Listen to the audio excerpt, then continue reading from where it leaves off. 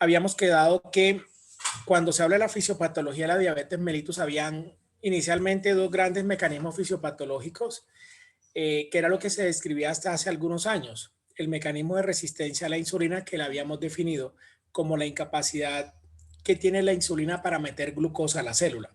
Esa es la definición más amplia y sindromática de lo que es una resistencia a la insulina. Y que esa resistencia a la insulina, la única forma que tenía el cuerpo para vencerla al principio de la presentación de la misma era induciendo una mayor secreción de insulina por parte de la célula beta, pero que a medida que el páncreas empezaba a secretar mayor cantidad de insulina, se iba generando un agotamiento con el transcurrir del tiempo. Un agotamiento que además se asociaba con apoptosis de la célula beta, y que si eso estaba sumado a un fenómeno de disminución de la masa de la célula beta, porque la persona había nacido prematura o había nacido de bajo peso al nacer, eso incrementaba el riesgo de aparición de diabetes en el futuro. Esa característica de disminución de la producción de insulina por parte de la célula beta se denomina insulinopenia. Creo que hasta ahí habíamos quedado. Como la insulina es una hormona que induce la disminución de los valores de glucosa en sangre, existen unas hormonas contrarreguladoras que hacen exactamente lo contrario, es decir, incrementar la secreción de glucosa, incrementan la gluconeogénesis principalmente o generación de glucosa a partir de precursores que no son carbohidratos.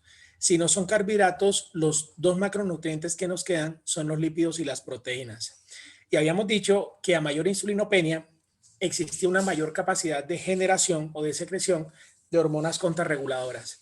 Habíamos dicho que las hormonas contrarreguladoras eran el glucagón, las catecolaminas, el cortisol y la hormona del crecimiento, pero que dentro de esas hormonas contrarreguladoras la que tiene el mayor peso en la gluconeogénesis, en la generación de glucosa, es decir, en hacer el efecto contrario a lo que hace la insulina, es el glucagón.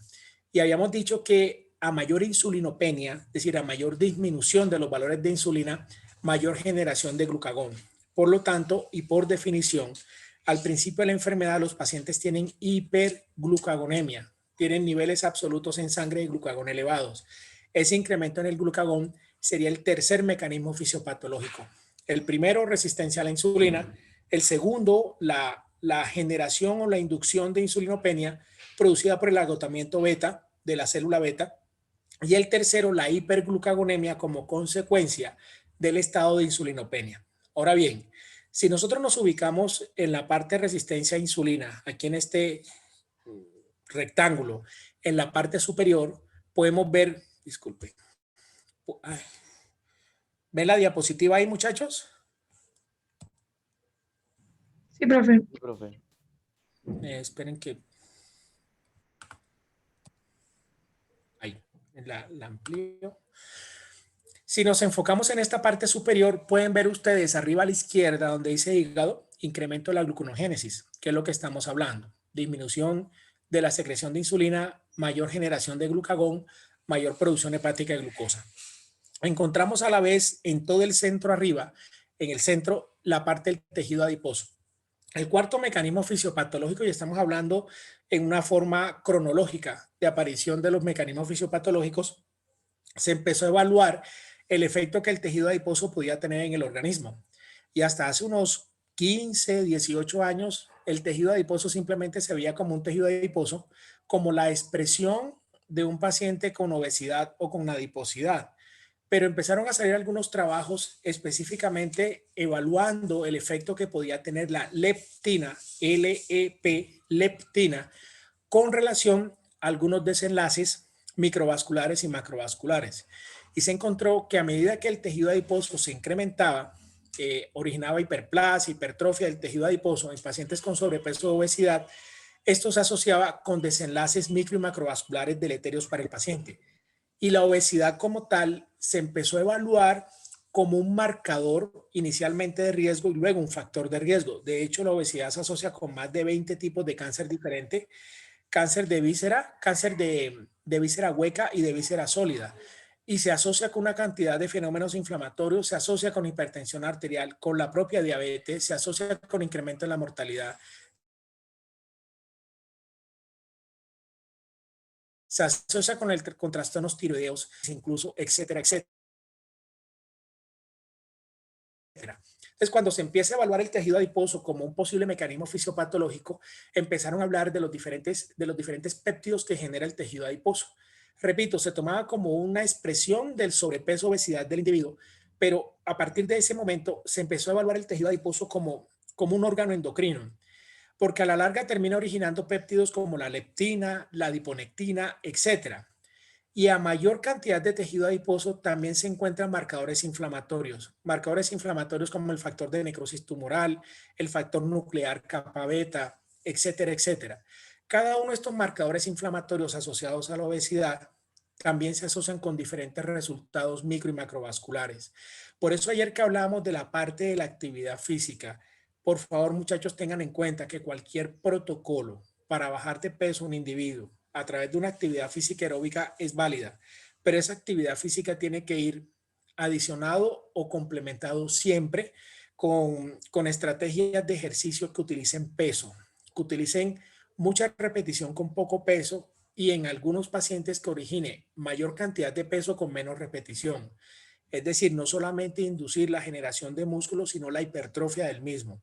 A mayor hipertrofia muscular, a mayor cantidad de tejido muscular, probablemente se reduzca el tejido adiposo, se desplace el tejido adiposo e incrementa la captación de insulina por parte del músculo. Si nosotros mejoramos la masa muscular, la resistencia a la insulina se disminuye, o dicho de otra forma, la sensibilidad a la insulina se incrementa, porque a mayor tejido muscular, mayor capacidad tendrá la insulina para poder meter glucosa a la célula, específicamente el músculo. De ahí la importancia de hacer actividad física. La actividad física es central, un evento pivotal para poder mejorar la resistencia a la insulina.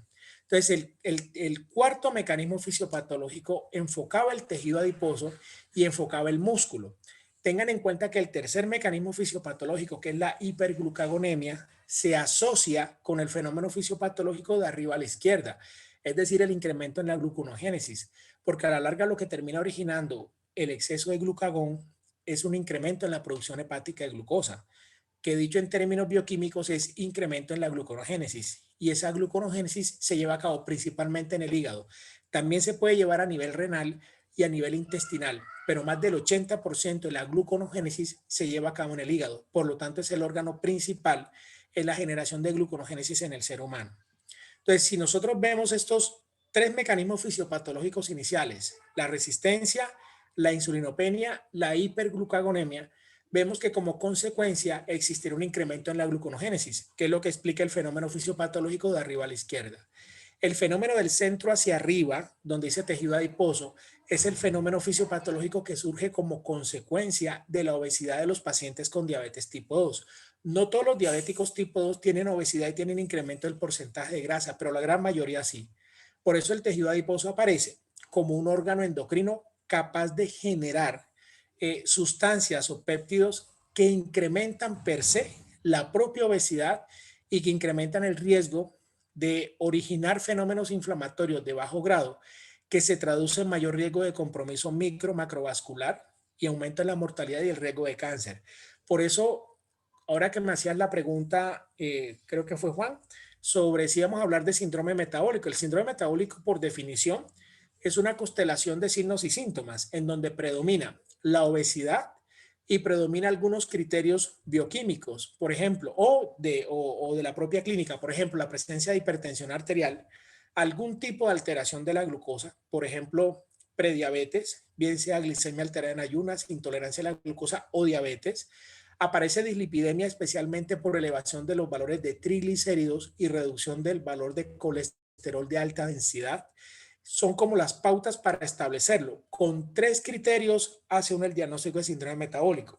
Entonces, un paciente con sobrepeso, con obesidad, que sea hipertenso y que tenga una glucemia de 105, ya tiene síndrome metabólico.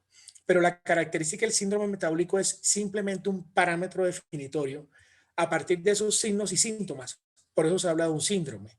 Pero la característica fisiopatológica de la diabetes, a pesar que tiene mucho que ver con lo del síndrome metabólico, porque es una enfermedad pluri o multisistémica y en donde existen muchos mecanismos fisiopatológicos. Vamos a hablar de estos 11 que terminarán siendo 12 o 13 y seguramente si ustedes empiezan a unir diferentes mecanismos, se va a incrementar el número total de mecanismos fisiopatológicos. Entonces, lo que aparece arriba al centro es el tejido adiposo, incremento en la lipólisis. Y la lipólisis es el fenómeno a través del cual las hormonas contrarreguladoras, glucagón, cortisol, catecolaminas y hormona del crecimiento, pueden generar lipólisis, es decir, fragmentación del tejido adiposo. Entre esas hormonas contrarreguladoras, las que principalmente inducen la presencia de lipólisis son las catecolaminas. ¿Qué tiene que ver las catecolaminas acá? Eso es un mecanismo y cuando hablemos del fenómeno fisiopatológico mediado a nivel cerebral, lo vamos a entender un poco más.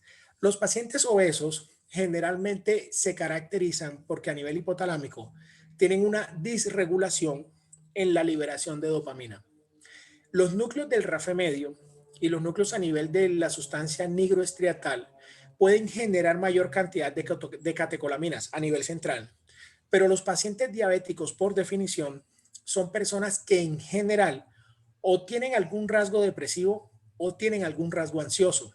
De hecho, los pacientes diabéticos con sobrepeso, con obesidad, tienen alteración en la regulación de los mecanismos de la saciedad y son personas que comen más de lo que deben comer. Incluso, llegando a una meta de saciedad, siguen comiendo por el efecto de placer o hedónico que origina la ingesta de alimentos. Nadie discute que comerse un helado, un arequipe, un brownie, una torta, origina placer. De hecho, todos lo hacemos. Y muchas veces después de un almuerzo o una cena queremos comer algo de dulce. Ya estamos saciados, ya estamos llenos y sin embargo siempre nos queda el espaciecito para el poquito de dulce. Si no se hace diariamente, se hace con cierta frecuencia. Es muy raro la persona, la población que no come dulce, carbohidrato simple de esa categoría. Todo el mundo lo hace. Pero los pacientes diabéticos con obesidad tienen alteraciones en ese mecanismo regulador de la obesidad y lo que se denomina punto de control. El punto de control es el punto a partir del cual el ser humano ya siente una saciedad al haber ingerido un grupo de alimentos y a partir de ahí, a pesar de sentirse saciado, sigue comiendo porque le origina placer. Esos pacientes diabéticos tienen alteración en la regulación de la dopamina a nivel central y origina una disregulación a partir del sistema nervioso simpático. A partir de ahí, pueden ubicarse ustedes arriba, a la derecha, debajo de músculo, aquí donde aparece cerebro.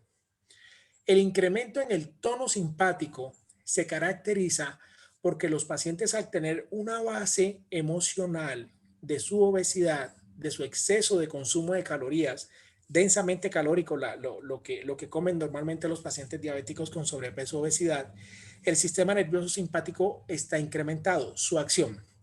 Y en ese sentido, la generación de catecolaminas a nivel central y a nivel periférico se incrementa. Como es una hormona contrarreguladora, las catecolaminas incrementa o aumenta la generación de gluconogénesis a nivel del hígado. Por ende, si uno quiere buscar una asociación entre cerebro y sistema digestivo, hablando de diabetes, por supuesto que la hay. Paciente ansioso, paciente deprimido, paciente con alteración de su punto de control en la ingesta alimentaria, son pacientes que tienen un incremento en la actividad del sistema nervioso simpático. Hay una disregulación en la secreción de dopamina, en la secreción de otro tipo de catecolaminas y se incrementa la generación de cortisol. Un paciente estresado tiene valores absolutos de cortisol mucho más elevados. Si las catecolaminas están elevadas y a eso le sumamos una insulinopenia, significa que casi todas las hormonas contrarreguladoras, exceptuando la hormona del crecimiento, estarían aumentadas. Eso genera una mayor producción hepática de glucosa y por ende de gluconogénesis. Por eso el cerebro entra dentro de los fenómenos fisiopatológicos de la diabetes mellitus y cada vez más se está tratando de hacer intervenciones, no solamente las medicamentosas, que eso lo tenemos claro, sino intervenciones que mejoren o que ayuden al paciente a mejorar ese estado emocional, lo que se denomina inteligencia emocional. Si ustedes revisan el libro de Daniel Goleman, la inteligencia emocional, él se centra en 5 grandes aspectos. No sé si alguno de ustedes lo habrá leído. El primer aspecto es conocer sus propias emociones, las mías. Conocer las emociones de los demás. Manejar o modular mis propias emociones. La interrelación con las demás personas. Y el quinto es la automotivación. Repito, Reconocer o conocer mis emociones, manejar mis emociones, saber cómo debo actuar ante una situación en particular. Tercero, conocer las emociones de los demás, aprenderlas a reconocer. Cuarto, la automotivación. Y quinto, la relación con los demás. Si una persona conserva esos 5 aspectos desde el punto de vista inteligencia emocional, podrá tener inteligencia alimentaria. Y la inteligencia alimentaria es saber comer. Pero un paciente que no reconozca ni siquiera sus propias emociones o la de los demás o no tenga automotivación, no puede tener inteligencia alimentaria. Países como Japón enseñan a los niños a manejar esa parte de inteligencia emocional. Y cuando los niños ya conservan cierta inteligencia emocional, con disciplina, con automotivación, conociendo y respetando las emociones de los demás, es cuando le enseñan a comer al niño. Uno de los objetivos de la educación en Japón, en la tierna infancia, es precisamente enseñarlos a comer. Ellos hacen meditación y comen. No todos tienen que hacer meditación, pero les enseñan a meditar. Y les enseñan a comer, a llegar a un estado en el cual se come más o menos entre el 50 al 70% de lo que le sirven. En cambio, en nuestro medio, nuestros padres, nuestros abuelos, las personas que nos crían, quieren que uno se coma absolutamente todo el plato. Y si ustedes dejan alimento es motivo de problema. Hasta un chancletazo les pegan en caso que no se coman todo lo que se sirve en el plato. Por eso el cerebro y los mecanismos neurohormonales y neuropsicológicos o neurocognitivos en términos de la obesidad y de la diabetes cada vez son más importantes. Tenemos que aprender a manejar nuestra parte emocional para poder tener inteligencia en la parte de alimentación y a través de eso poder regular adicionalmente el fenómeno de diabetes mellitus. Nosotros estamos actualmente llevando una revisión sistemática sobre mindfulness y diabetes. El mindfulness es un tipo de meditación que significa atención plena. Eh, a través de la facultad de fisioterapia se va a hacer un diplomado. Debe empezar ahorita en marzo y yo tengo digamos, la cátedra sobre mindfulness, sobre inteligencia emocional y cómo puede afectar eso desde el punto de vista salud al ser humano. Y se enseñarán algunos parámetros de meditación. Eso es muy sencillo de hacer.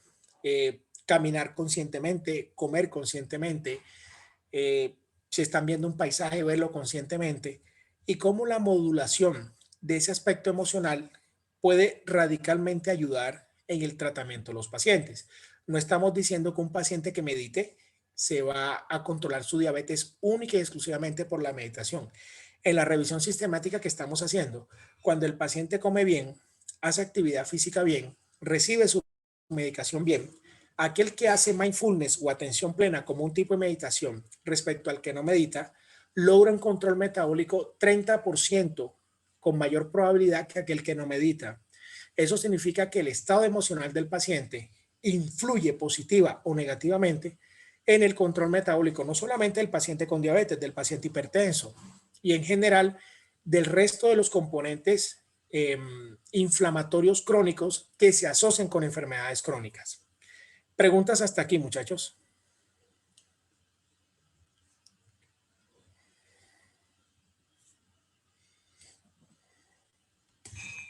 Muchachos.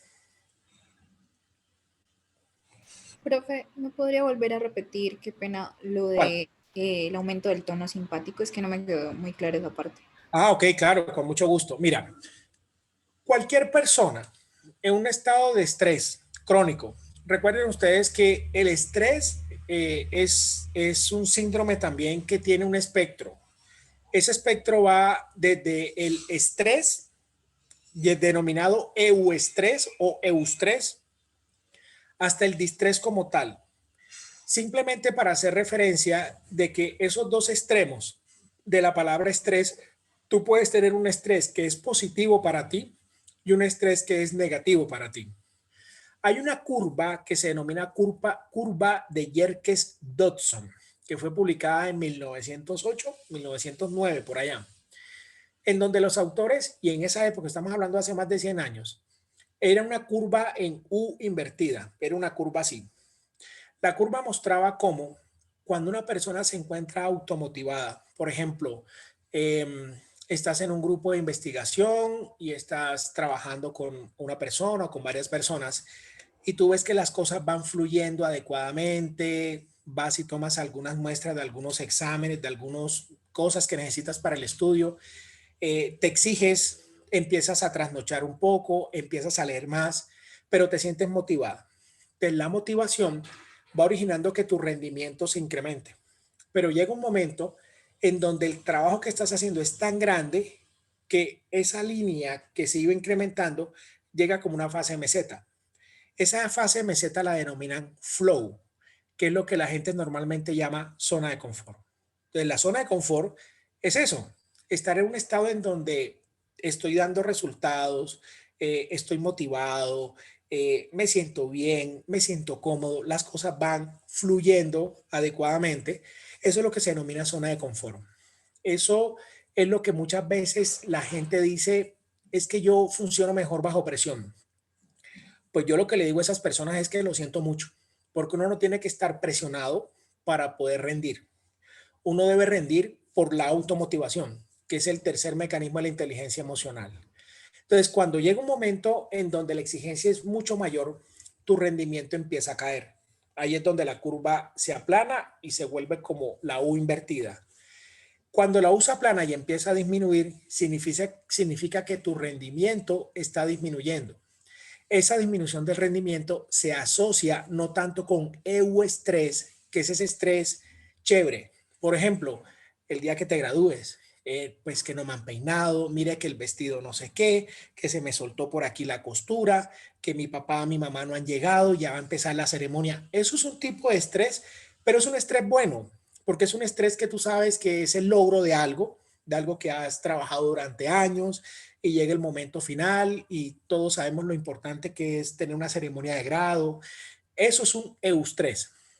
Pero cuando la persona, esa capacidad de presión se incrementa, al aumentar la capacidad de presión, la actividad del sistema nervioso simpático se incrementa. ¿Por qué se incrementa? Porque se activan rutas neuronales que tienen mucho que ver con tu cerebro más primitivo, con tu rinencéfalo, que es la parte del cerebro que te origina respuesta hacia el estrés. Incrementan los niveles de catecolaminas, incrementan la acción del sistema nervioso simpático, que es quien te mantiene a ti activa bajo un estímulo. Ese incremento del sistema nervioso, de la actividad del tono del sistema nervioso simpático, se traduce en un incremento, primero, del cortisol, segundo, de las catecolaminas y tercero, también del glucagón. Como son tres hormonas contrarreguladoras, las tres en conjunto te incrementan la producción hepática de glucosa. Por eso se habla de que la diabetes mellitus como enfermedad, hablando de una característica neuroendocrina, inmuno, psicoendocrina, como quieras llamarla, tiene una relación bastante fuerte entre actividad emocional y generación de diabetes, probablemente mediada por el incremento del tono simpático. Entonces, el incremento del tono simpático te origina mayor liberación o secreción de hormonas contrarreguladoras. ¿Sí me hago entender?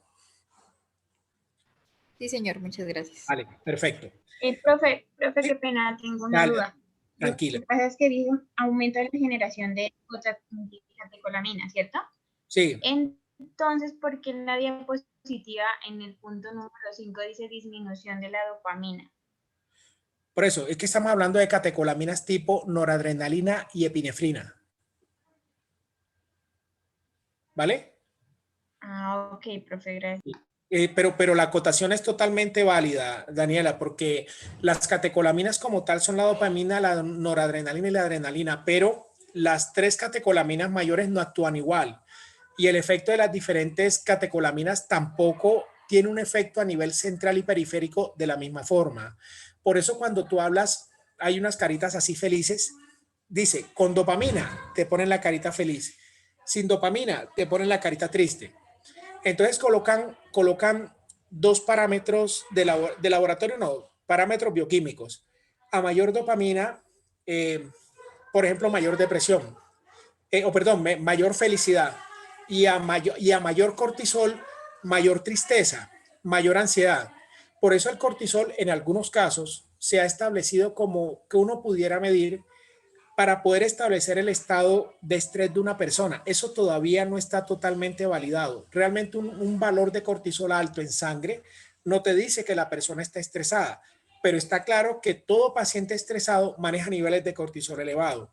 Y es como de las paradojas que tenemos actualmente, porque el solo valor de cortisol no te establece cuando un paciente está estresado. De hecho, si tú quisieras estudiar o evaluar estrés, no hay forma de medirlo desde el punto de vista bioquímico. Tendrías que hacerlo a través de unas escalas que están validadas, que te miden, por ejemplo, el estrés laboral, el estrés de pareja, el estrés de estudio. Y hay una cantidad de escalas que te dicen, esta persona tiene un estrés aumentado, disminuido o intermedio en una escala de 0 a tanto. Son escalas que se dan numéricas, pero son escalas que se van tomando como una manera arbitraria y que con el tiempo se terminan validando. Pero la acotación que haces con relación a la dopamina está totalmente cierto. Entonces aquí disminuye la dopamina porque estamos hablando que es un fenómeno simpático a nivel central. La persona estresada disminuye la liberación de dopamina que se genera, por ejemplo, a nivel del hipotálamo y se incrementan las otras catecolaminas que tienen un efecto periférico de incremento en la lipólisis y de incremento en la gluconogénesis, que son la adrenalina y la noradrenalina. Pero totalmente de acuerdo y tu acotación es totalmente valiosa. ¿Más preguntas? Bien. Si nos enfocamos en esta parte de la diapositiva, ya habíamos hablado de la hiperglucagonemia, ya habíamos hablado del cerebro, ya habíamos hablado del músculo, del tejido adiposo, del hígado. Entonces, si nos vamos abajo a la derecha, se encuentra el riñón. Les había comentado que la gluconogénesis, el principal órgano que interviene en la gluconogénesis es el hígado, pero el riñón también. El riñón tiene unos transportadores de glucosa. Esos transportadores se denominan GLUT, simplemente haciendo alusión a los transportadores de glucosa, es decir, glucose transporter. GLUT. Existen varios tipos de transportadores de glucosa. Hoy nos vamos a enfocar en lo que nos atañe, que es la parte de diabetes. Está el transportador de glucosa tipo 1 y el transportador tipo 2. Entonces, imagínense, por favor, la parte proximal de un riñón desde el punto de vista microscópico. Vamos a hablar del túbulo contorneado, del túbulo proximal, de la rama descendente del asa de Henle, la rama ascendente, el túbulo colector. Si nos vamos a la porción más proximal, que es el túbulo proximal, dividan ese tubo proximal, y digo que lo dividan porque eso no hay un límite anatómico, es un límite virtual en esa porción proximal de ese túbulo o de la nefrona como tal. El túbulo proximal lo dividen en dos, en una porción proximal y en una porción distal. La porción proximal del túbulo proximal contiene los transportadores de glucosa tipo 2 y la porción distal del túbulo proximal contiene los transportadores de glucosa tipo 1. Entonces habrán transportadores tipo 1 y tipo 2. Los tipo 1, repito, están distal en el túbulo proximal y los tipo 2 se encontrarán proximal del túbulo proximal. ¿Me hago entender, muchachos? Sí, doctor. Ok, vuelvo y repito porque puedo originar un poquito de confusión. Imagínense un túbulo proximal. Ese túbulo proximal, algunas personas, algunos investigadores lo dividen en tres. Realmente se debería dividir en dos, pero esa división no es una división anatómica, no es que hay una membrana que divida, no.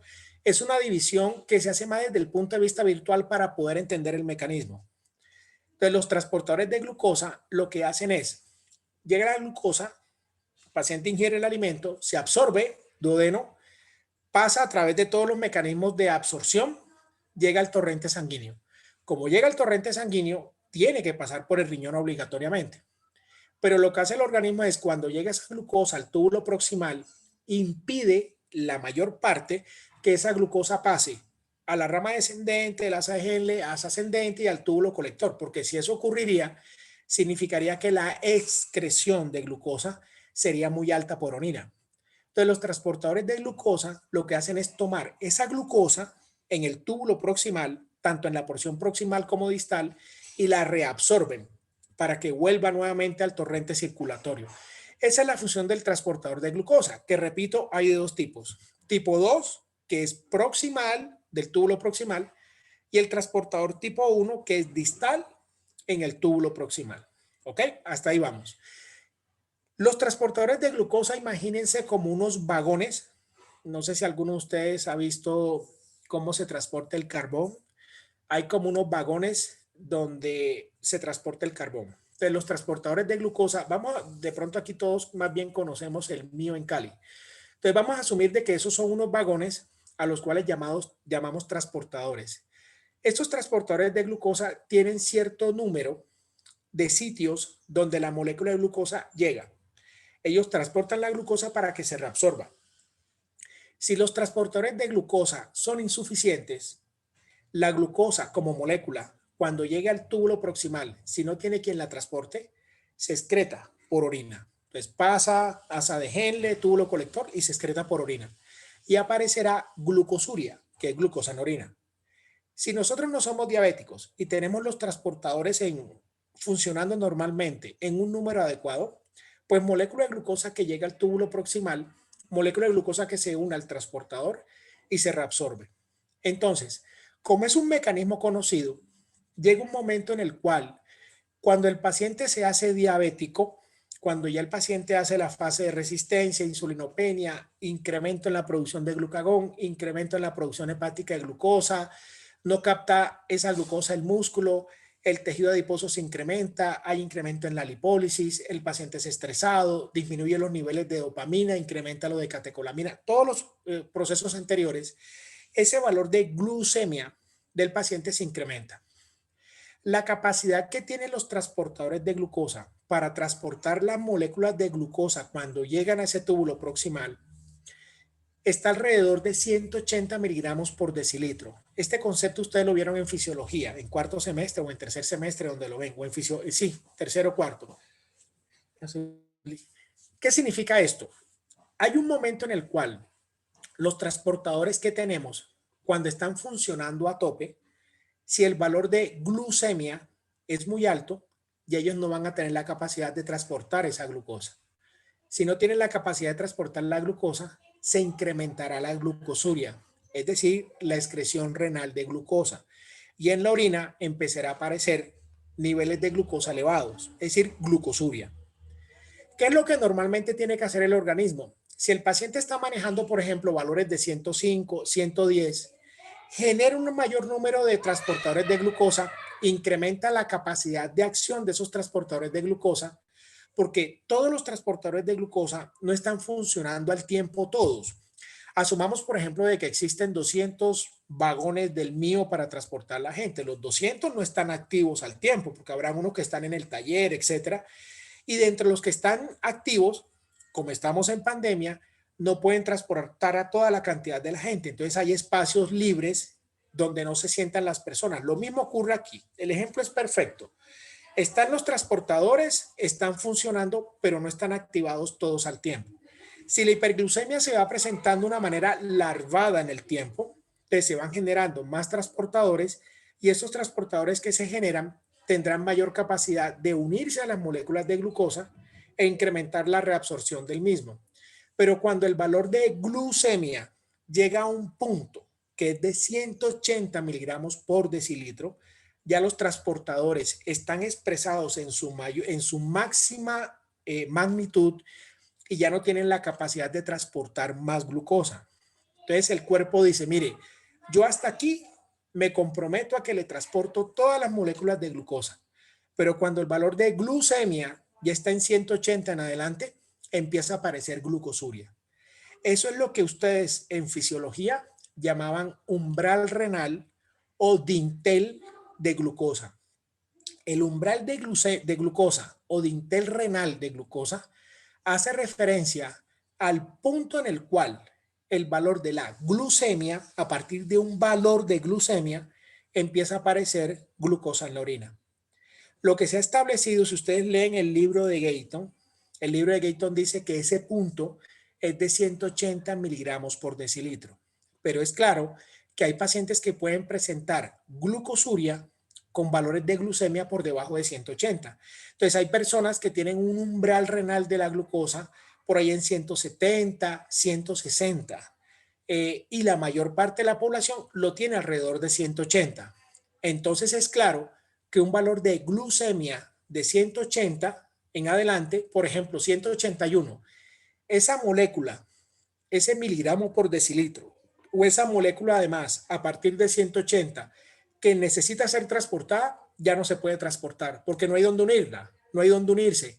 Entonces ese miligramo por decilitro que no fue capaz de unirse al transportador de glucosa pasa a través de todo el riñón y se excreta por orina. ¿Me hago entender hasta ahí, muchachos? Sí, doctor. Bien, entonces los pacientes con hiperglucemia generalmente terminan agotando la generación de esos transportadores de glucosa y el paciente empieza a presentar glucosuria. Por eso el riñón se cataloga como uno de los órganos, sistemas que intervienen en el fenómeno fisiopatológico de la diabetes. Y este fenómeno fisiopatológico es un modelo que bien ya se había descrito hace unos 20 años, pero empezó a retomarse cuando surgieron medicamentos que modificaban el nivel de los transportadores de glucosa. Entonces, actualmente tenemos inhibidores del transportador de glucosa tipo 2. Los inhibidores de los transportadores de glucosa, quienes llevan el mayor peso para el transporte de la glucosa en el riñón, son los transportadores tipo 2, es decir, los que están proximales del túbulo proximal. 90%, 80 y pico por ciento del peso global del transporte de glucosa. Y los transportadores tipo 1, que se encuentran distal en el túbulo proximal, llevan más o menos el peso de un 15% de ese transporte de glucosa. Entonces, lo que tenemos actualmente como tratamiento son los inhibidores del transportador de glucosa tipo 2. Entonces, se generaron una serie de medicamentos que inhiben el transportador tipo 2 de glucosa a nivel del riñón. Si se inhibe ese transportador, la glucosuria se incrementa y la glucemia disminuye. Entonces imagínense un tanque de gasolina o un tanque de agua en el cual hay un sitio por donde le está entrando el agua o la gasolina y hay una llave abajo un poco más grande en la cual se abre para que se excrete. En ese sentido lo que hace es el paciente ingiere su glucosa y se induce una mayor excreción por vía urinaria. Por eso estos medicamentos se han asociado con pérdida de peso, porque un paciente pudiera perder eventualmente 400 gramos de glucosa al día. Y si ustedes tienen claro de que cada gramo de glucosa hace perder 4 kilocalorías, imagínense un paciente que por lo menos pierda 250 gramos de glucosa por orina. Si lo multiplican por 4, le da 1000 calorías. Y por cada 7000 calorías que un ser humano pierde alrededor de 1 kilogramo de peso. Entonces, este tipo de medicamentos lo que hizo fue tomar un mecanismo fisiopatológico, inhibirlo para incrementar la generación de glucosuria, incrementa la excreción de glucosuria y al perder glucosa por vía urinaria, el paciente baja los valores de glucemia e incluso disminuye de peso. Por eso el riñón es un sistema como tal que está haciendo parte fundamental no solamente del conocimiento fisiopatológico de la diabetes, sino también de su tratamiento. El siguiente mecanismo tiene que ver a nivel intestinal y esto habla de la disminución del efecto incretina. ¿Qué significa eso? Hacia finales de los años 70, no, ninguno de nosotros había nacido, pero a finales de esa década, algunos investigadores en el desierto de Texas, evaluando la evolución de un reptil denominado el monstruo de Gila, que es un reptil del tamaño puede llegar a medir 1 metro, no mide más de eso, con unos colores muy vivos, que deambula por el desierto, come y camina, que tiene muy buena masa muscular. Cuando ese animalito fallecía, le hacían autopsia y encontraba en el tubo digestivo, en el estómago, restos de alimentos que el animalito había comido semanas previas. Y le llamaba la atención a los investigadores, decía, pero ¿por qué este animal tiene restos de alimentos que comió hace 2, 3 semanas? Y empezaron a estudiar la saliva del animal y lo que se encontraba a nivel del tubo digestivo y encontraron una sustancia que le catalogaron con el nombre de Exendin 4, Exendin, EXEND y de iglesia N raya 4. Ellos cuando encontraron e hicieron la secuencia aminoacídica de este péptido, encontraron que había mucha similitud con un péptido que originamos nosotros, que se denomina péptido similar al glucagón tipo 1. Ahí empezó la historia. ¿Qué pasó después? Dijeron, si este animal tiene la capacidad de conservar restos alimentarios de semanas atrás, de cosas que comió semanas atrás, ¿qué pasaba con el vaciamiento gástrico? Que era un vaciamiento gástrico disminuido. Este animalito casi que nunca se encontraba diabetes, como muchos animales, como muchas especies del reino animal. Probablemente porque camina mucho, porque su masa muscular está muy bien, pero eran animales que tenían un vaciamiento gástrico disminuido, disminuía el peristaltismo gástrico, y la asociación con esa característica del péptido similar al glucagón fue lo que originó que se empezara a estudiar el ser humano con lo mismo. En el ser humano se hicieron 2 trabajos, pero principalmente uno de ellos fue publicado en el año 78-79. El doctor Michael Nock hizo el estudio junto con el doctor Michael Zimmerman. Ellos se encontraron y se hacían la pregunta de cómo es más factible que uno secrete insulina. Si me coloco destroza por la vena o si tomo la glucosa por vía oral. Era una de las preguntas. ¿Cuál de los 2 estímulos genera mayor secreción de insulina? Si yo me coloco un derivado de la glucosa, en este caso destroza, por vía intravenosa o por vía oral. A priori, se consideraba que si se colocaba la destroza por vía intravenosa, se generaba mayor secreción de insulina, porque la glucosa pasa directamente a la sangre, en este caso destroza, y es un estímulo mucho más intenso para la generación de insulina. Y resulta que encontraron lo contrario. La generación de insulina se incrementa en mayor medida cuando se da el destrozado o la glucosa por vía oral que cuando se coloca por vía intravenosa. Ellos a ese cambio o esa diferencia en la secreción de insulina le denominaron incretina. Incretina significa que es una sustancia del intestino que es capaz de incrementar la secreción de insulina, entre comillas, incretina. Entonces, sustancia derivado del intestino que es capaz de incrementar la secreción de insulina. Eso se le denominó efecto incretina en pacientes jóvenes y empezaron a evaluar en población diabética y encontraron que en la población diabética, cuando le daban el destrozado, la glucosa por vía oral, esos pacientes diabéticos generaban menor secreción de insulina que un paciente sano y documentaron que en la población diabética había una disminución del efecto incretina. Eso se describió años 78, años 79. En esa época no se había encontrado cuáles eran esas sustancias. Con el descubrimiento de lo que tenía el animalito, el monstruo de Gila, empezaron a unir todos estos conceptos que habían salido décadas atrás y encontraron en el ser humano 2 sustancias a las cuales le llamaron también incretinas. Esas incretinas que genera el ser humano son de 2 tipos. El primero es el péptido similar al glucagón tipo 1 o GLP-1 y el segundo se denomina G de gato y de iglesia P de papá, GIP, que traduce péptido insulinotrópico dependiente de glucosa. Ambos péptidos se consideraban incretinas.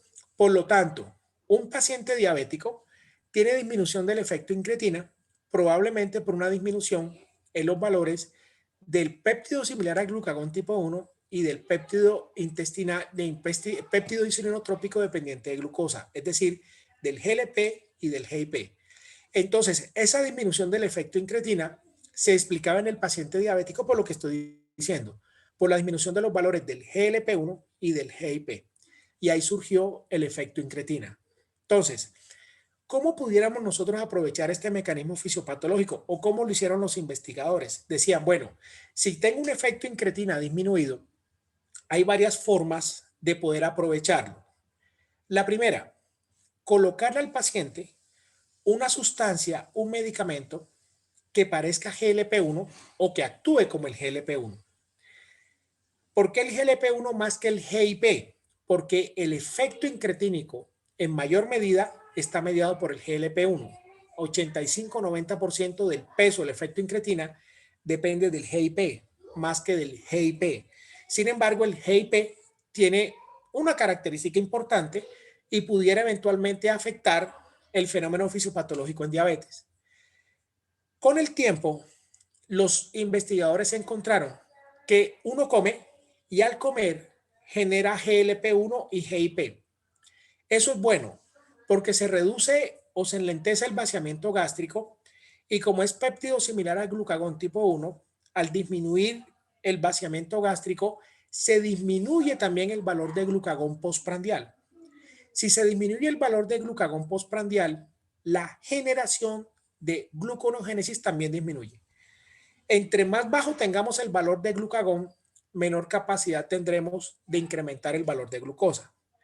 Entonces, si el GLP y el GIP se liberan, se secretan cuando hay ingesta de alimento, se disminuye el vaciamiento gástrico, se reducen los niveles de glucagón postprandial y estas insulinas incrementan la secreción de insulina. Por eso yo decía incretina, sustancia derivada del intestino que incrementa la secreción de insulina. Entonces, los tres aspectos principales del efecto incretina, que está mediado por el GLP y por el GIP, es el enlentecimiento del vaciamiento gástrico, se enlentece, se vuelve más lento, disminuye los valores de glucagón postprandial y genera mayor secreción de insulina. Desde cualquier punto de vista, los tres parámetros fisiopatológicos regulan el valor de glucosa en pacientes sanos. Pero si ese efecto incretina está disminuido, los pacientes se hacen hiperglucémicos. Recuerden que cada uno de estos mecanismos no actúan solos, actúan en consecuencia con otros mecanismos fisiopatológicos. Entonces, ¿qué hicieron los investigadores? Empezaron a evaluar cuál era la vida media del GLP y del GIP. Y resulta que cuando cualquiera de nosotros come, se secretan por dos tipos de células en el intestino, las células K y las células L. ¿Ok? Células K y células L de Luis o de Liliana. Ambas células son las que son capaces de secretar GLP-1 y GIP. Uno come e inmediatamente la libera en respuesta al estímulo con glucosa. El problema es que su vida media está alrededor de 3-4 minutos. ¿Por qué su vida media es tan corta? Porque uno come, secreta GLP, secreta GIP, pero inmediatamente empieza a secretar unos inhibidores, unos péptidos que inhiben la acción del GLP y del GIP. Esas enzimas o péptidos se denominan dipeptidil dipeptidasa, que se abrevia con la sigla D de dedo, P de papá, P de papá, dipeptidil dipeptidasa. Hay 7 tipos de dipeptidil dipeptidasa. Para lo que nos interesa el día de hoy, nos enfocamos en la dipeptidil dipeptidasa tipo 4. Como sabemos de que existe la secreción de esas incretinas, que es bueno para regular la glicemia, pero que también se encuentran unas enzimas que inhiben estas incretinas, los investigadores dijeron, bueno, tenemos dos formas de actuar. La primera, prolongando el efecto del GLP y del GIP nativo, el que producimos cada uno de nosotros. O segundo, utilizando sustancias que engañen al cuerpo, simulando de que son GLP, que se unen al receptor de GLP y hacen ese efecto positivo, pero que escapan al efecto inhibitorio que tienen las DPP4. Entonces, la DPP4, la dipeptil dipeptidasa tipo 4, lo que hace es actuar sobre el GLP, sobre el GIP y lo inactivan. Entonces, de manera inteligente, los investigadores dijeron, bueno, ¿y si nosotros inhibimos la inhibición, qué pasa? Pues al inhibir la inhibición, se produce un estado excitatorio mediado por GLP y por GIP. prolonga la vida media del GLP y del GIP nativo, lo que nosotros producimos, lo hacemos todo el tiempo. Entonces hay medicamentos que inhiben la dipeptidasa tipo 4. Si la inhiben, entonces la generación de GLP y de GIP por parte de las células K y de las células L se genera y se mantiene más tiempo en circulación. Y la otra forma es colocar agonistas del receptor de GLP-1. ¿Por qué el GLP-1? Porque es el que lleva la mayor carga en la responsabilidad del mecanismo fisiopatológico incretínico. Entonces, se generan sustancias que actúan sobre el receptor de GLP-1, actúan como GLP-1, pero escapan al efecto inhibitorio de la dipeptidasa. Entonces, el efecto incretínico se aprovechó desde el punto de vista farmacológico para generar dos grandes mecanismos de acción farmacocinético, farmacodinámico, para aprovechar bien sea o la vida media del GLP y del GIP o engañar al organismo para escapar del efecto inhibitorio de las dipeptidasas. Entonces, muchachos, me dicen, si no, con mucho gusto repito. ¿Alguna pregunta hasta ahí? Profe, ¿Sí? en los agonistas, entonces, si hay un agonista, pues para el receptor de GLP-1, ¿ese qué vida media llega a tener? Bueno, tenemos agonistas de receptor de GLP-1 que se coloca a diario. Hay varios, por ejemplo, lixisenatide, liraglutide y exenatide. Pero tenemos agonistas de receptor de GLP-1 que se colocan semanalmente, como semaglutide, que ya incluso lo tenemos en Colombia, y exenatide de larga acción.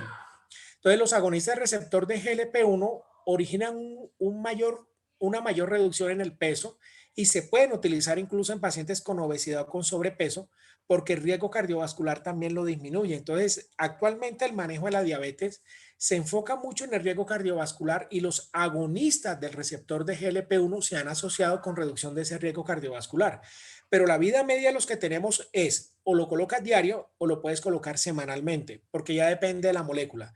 Entonces, mira que, por ejemplo, para exenatide, tenemos un exenatide que se coloca 2 veces al día. En Colombia ya eso ni se consigue porque, pues, chuzar 2 veces a un paciente teniendo esa misma molécula para colocarla semanalmente, pues la gente prefiere colocarse la ampolla semanal. Y tenemos medicamentos como liraglutide, lixisenatide, que tienen un buen efecto sobre el peso y toca colocarlos diario. Pero también tenemos semaglutide que se coloca semanalmente. Entonces, los agonistas receptor de GLP-1, para responderte a la pregunta, hay unos que se colocan cada 24 horas, es decir, cada día, y otros que se pueden aplicar semanalmente. ¿Queda claro? Sí, profe, gracias. Por su parte, los inhibidores de DPP4 hay de varios. En Colombia los tenemos todos. Por ejemplo, sitagliptina, linagliptina, vildagliptina, alogliptina y saxagliptina. Los tenemos todos en Colombia. Esos inhibidores de la dipeptidasa tipo 4, cuando la persona lo ingiere, lo que hace es inhibir la escisión o el metabolismo del GLP y del GIP. O si se metabolizan, porque al final tienen que metabolizarse, demora más tiempo. Entonces permite que la acción del GLP y GIP que tú produces o que el paciente produce se mantenga más tiempo en circulación y haga el efecto. Repito, enlentecer el vaciamiento gástrico, disminuir el valor de glucagón postprandial y también incrementar la secreción de insulina. Por eso se denomina incretina. Repito, el término incretina significa una sustancia derivada del intestino que incrementa la secreción de insulina. ¿Preguntas hasta ahí, chicos?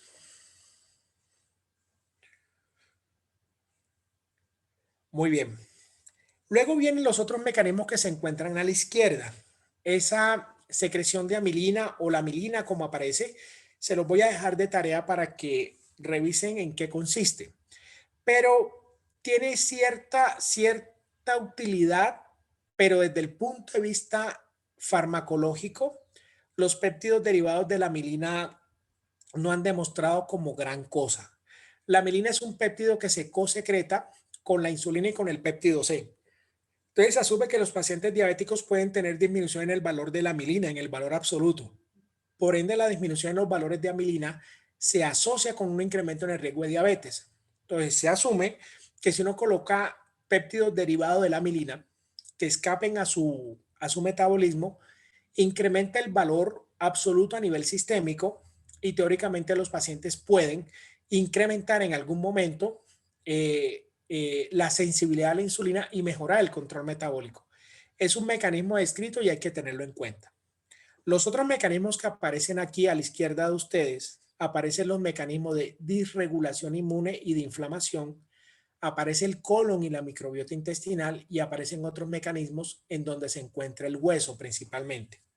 Si uno mira este fenómeno de disregulación inmune e inflamación, tiene mucho que ver con la resistencia a la insulina y la generación de obesidad. A mayor obesidad, mayor alteración del sistema inmune.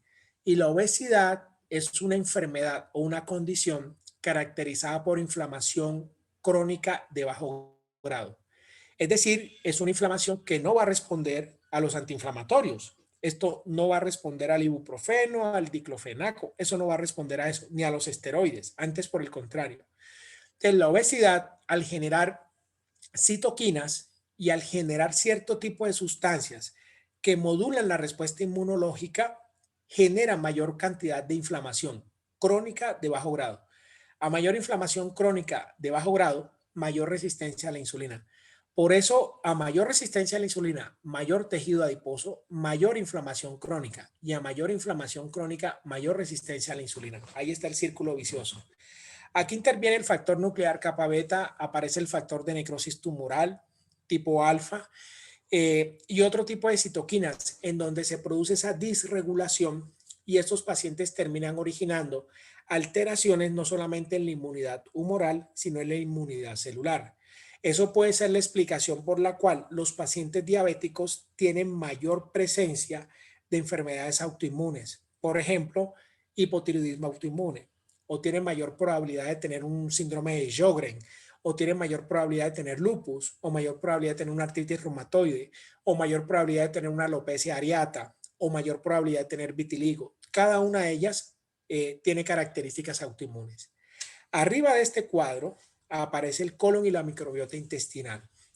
Si a alguno de ustedes les interesa la investigación básica se va a enfocar en el futuro, bueno ya, a través de la inmunidad de mucosas y cómo la inmunidad de las mucosas, porque a través de las mucosas entra todo el organismo, los virus, bacterias, etcétera, y cómo esa microbiota intestinal puede afectar los valores de glucosa.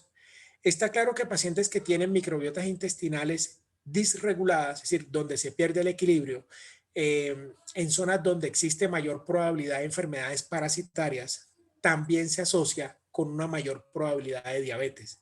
Sin embargo, también hay algunos estudios en donde se encuentra que cuando las poblaciones o los individuos se purgan mucho, cambia la flora gastrointestinal y son pacientes que tienen una mayor tendencia a presentar tuberculosis.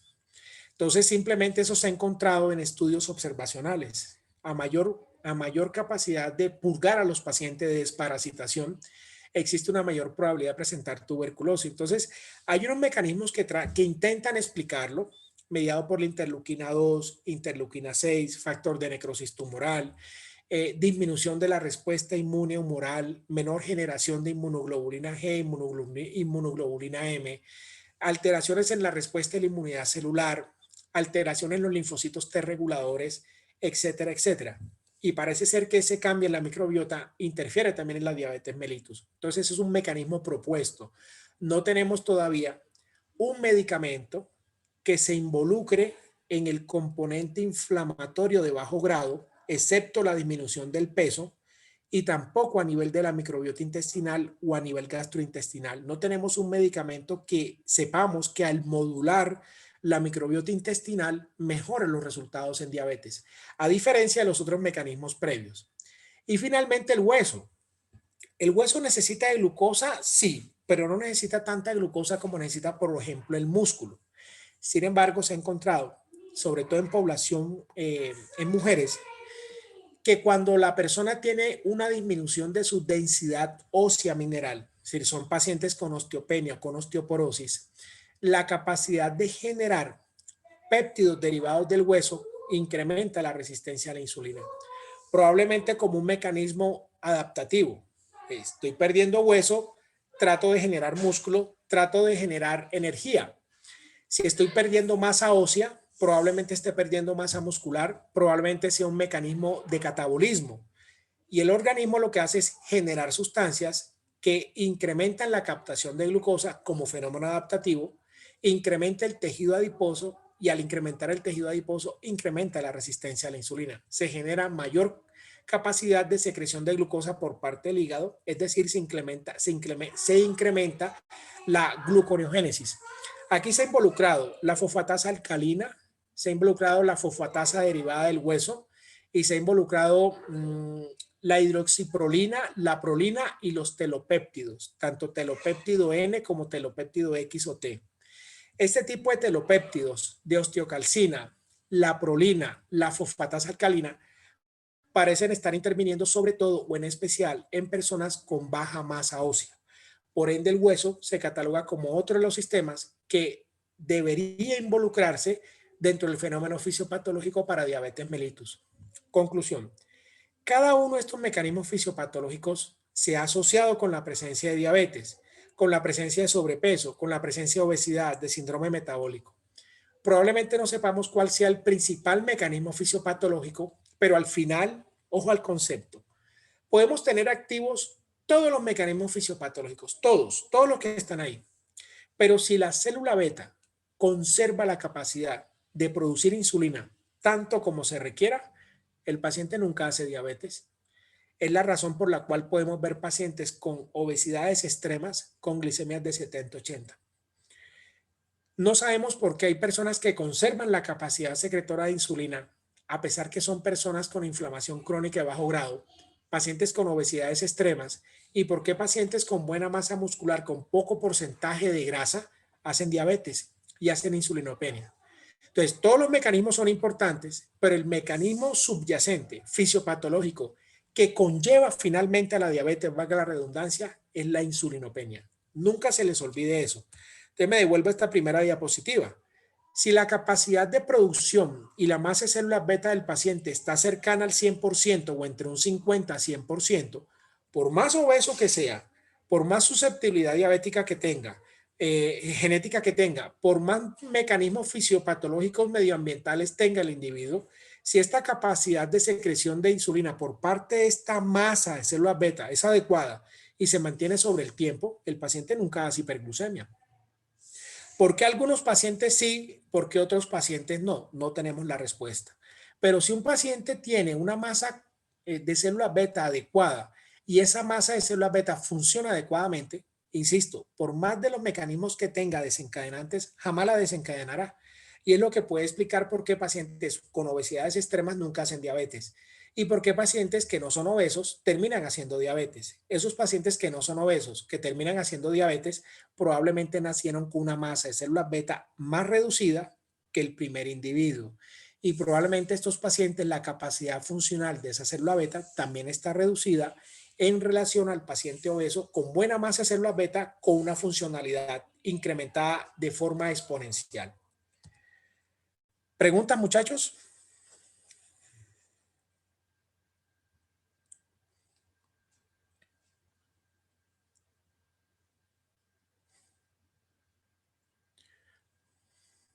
¿Preguntas, chicos?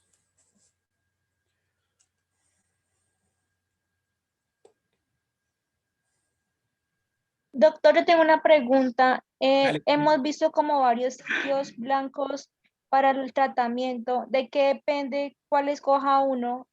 Ok, buena pregunta. El tratamiento de la diabetes mellitus, si tú miras las guías, no sé, 2010 por ahí, de hace unos 10 años, las guías se enfocaban básicamente en un medicamento que era la metformina. La metformina actúa sobre todo sobre la resistencia a la insulina y las sulfonilurias son secretagogos de insulina.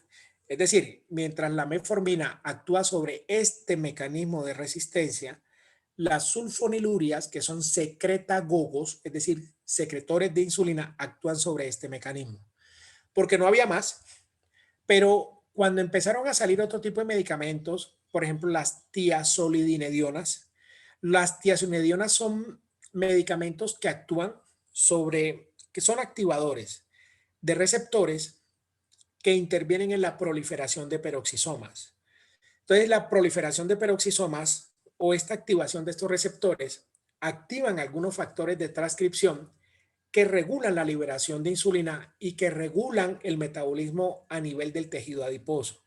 Entonces, las tiazolinedionas lo que hacen es actuar sobre el tejido adiposo principalmente e impedir que origine lipólisis. Entonces, estabiliza la membrana del adipocito e impide que origine lipólisis. Si no hay lipólisis, la gluconeogénesis se reduce. Sin embargo, los pacientes incrementan de peso. Esos fueron los medicamentos que surgieron después de la metformina y las sulfonilurias, pero posteriormente aparecieron los inhibidores del transportador de glucosa, los agonistas de receptor de GLP-1, bueno, y siempre ha existido insulina. ¿Con cuál empezar? Depende. Si es un diabético con riesgo cardiovascular bajo, aunque yo no estoy muy seguro que los pacientes diabéticos tengan riesgo cardiovascular bajo, pero lo que sí es cierto es que todos los pacientes diabéticos no tienen el mismo riesgo cardiovascular. Porque si tú tienes un paciente diabético que además es hipertenso, fuma y ya se infartó, ese es un paciente de muy alto riesgo. Digamos que tiene 60 años. Si yo tengo otro paciente de 60 años que es diabético, pero que nunca se ha infartado, que no fuma, que hace ejercicio, no podemos colocarlo al mismo nivel. Entonces hay pacientes con alto riesgo cardiovascular y pacientes con un riesgo cardiovascular que está establecido por la diabetes, pero no es un alto riesgo cardiovascular. Entonces, cuando es un paciente con muy alto riesgo cardiovascular, los medicamentos de elección de entrada tendrían que ser esos medicamentos que reduzcan riesgo cardiovascular. Y en ese grupo de medicamentos aparecen los inhibidores de los transportadores de glucosa tipo 2, los ISGLT2, y los agonistas del receptor de GLP-1, que son los dos grupos terapéuticos que han demostrado disminución de riesgo cardiovascular. Pero si es un paciente que no tiene alto riesgo cardiovascular, generalmente el medicamento de elección es la metformina. Y si es un paciente que no tienes que disminuirlo de peso porque tiene un peso relativamente normal, pues tú le puedes colocar un inhibidor de EPP4, por ejemplo, porque no es una meta bajarlo de peso.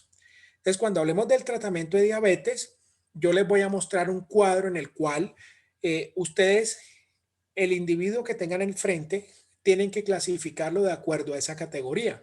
Si es paciente de alto riesgo cardiovascular, obeso, entonces obligatoriamente tendré que colocarle un agonista receptor de GLP-1 con o sin inhibidor del GLP, con o sin inhibidor del inhibidor del transportador de glucosa.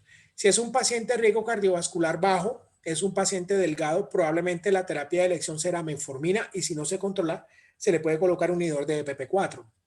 Entonces, todo depende del contexto clínico que tengas del paciente. Es un paciente de alto riesgo cardiovascular, si es un paciente que tiene mayor o menor riesgo de hipoglucemia, si es un paciente que tienes que bajarlo de peso o no tengas que bajarlo de peso y el costo. Entonces, cuando tú vas a manejar un paciente diabético, tienes que tener en cuenta cada una de esas variables y basado en esas variables, ya tú determinarás cuál es el medicamento de elección o cuáles son los medicamentos de elección, porque no necesariamente el paciente tiene que pasar primero por un medicamento, luego por un segundo, luego por un tercero. Tú de entrada puedes colocar 2 o 3 medicamentos que actúen en diferentes niveles, que originen diferentes desenlaces en el paciente.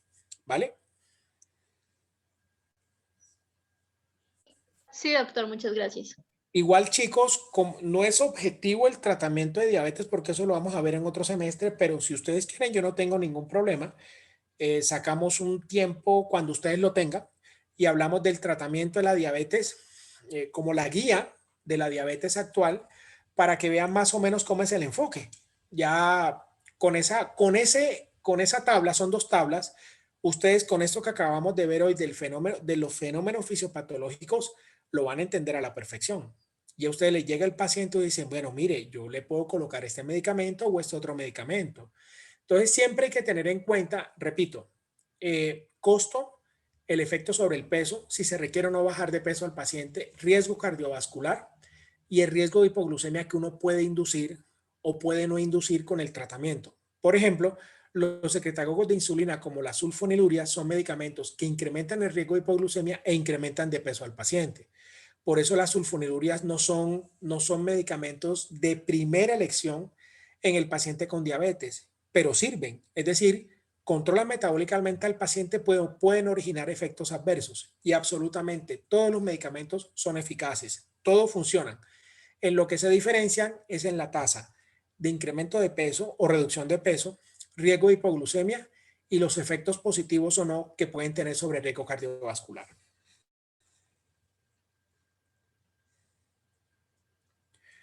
¿Preguntas, chicos? Bueno, como esto queda grabado, yo creo que lo lógico es, si se alcanzó a grabar lo de ayer, lo que se haya podido grabar, vuelvan a escucharlo, vuelvan a escuchar esta, cualquier pregunta, mi correo electrónico es con H, Hernando Vargas, Uricoechea, Hernando Vargas, Uricoechea, así como suena, @gmail.com. Y mi celular es 316-312-1411. 316-312-1411. Me avisan y si quieren, hacemos la charlita sobre el tratamiento de diabetes para que puedan complementar lo que hablamos el día de hoy. Juan, me avisas por favor cuando vemos, creo que pasaríamos a lo de tiroides. Lo de tiroides es más corto, lo damos en una sola sesión, es la parte de fisiopatología del hipo y del hipertiroidismo. Entonces ustedes me dirán si mañana les queda bien y a qué horas. Yo tengo una reunión de 4 a 5, entonces yo podría, no sé, a las 2, a las 3 o después de las 5:30 de la tarde. Entonces, me confirman